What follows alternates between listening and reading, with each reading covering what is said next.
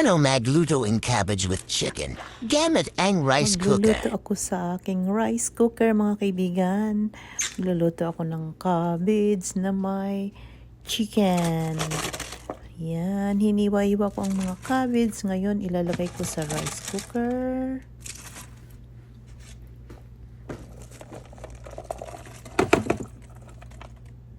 Depende kung gaano kadaming cabbage ang gamitin ninyo. Tapos, nilagyan ko ng mushroom.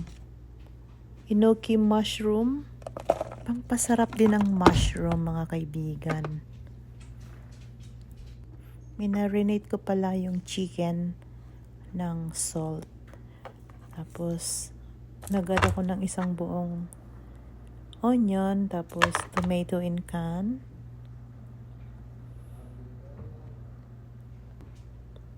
I-add ko na yung chicken.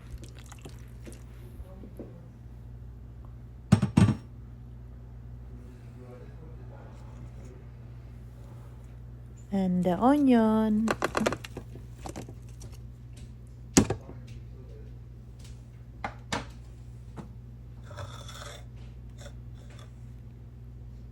Then the tomato in can. Dapat ano yan, mga kaibigan, yung buong tomato, pero wala akong makita kaya slice na tomato na lang. Then I add 1 cup of water also. Pwedeng dagdagan ng kaunti. Then mga ingredients. Nasa sa inyo, mga kaibigan, kung anong timpla ang gawin ninyo. Ako, paminta lang, garlic powder, at yung mix na seasoning dyan. Pang pasarap.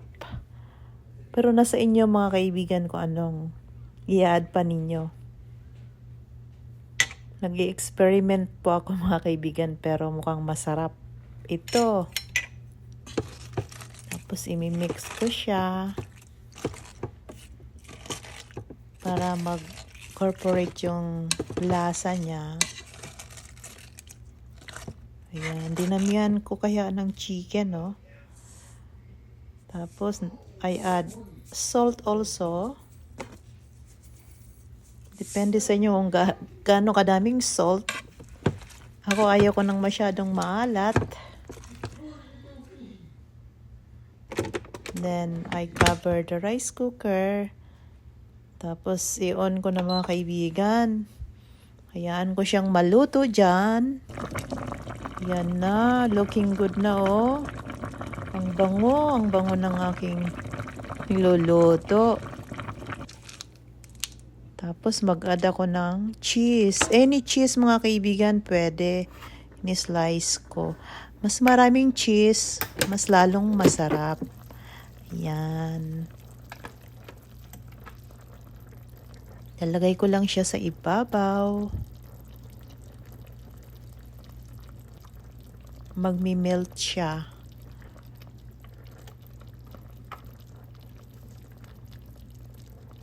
Ang bango talaga, mga kaibigan, nakakagutom.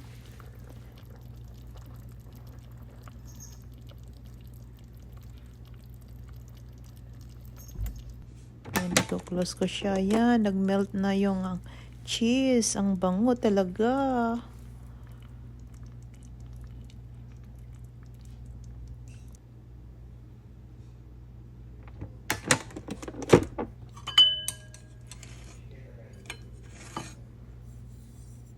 Maglalagay na ako sa aking maliit na plato. Ayan, mga kaibigan, no? Ang sarap. Kain po tayo. Kahit ito na po ang aking hapunan. Okay na ako dito, mga kaibigan. Marami pong salamat sa inyo sa panonood ninyo. Ayan ang aking finished product. Ang sarap talaga, mga kaibigan. Thanks for watching.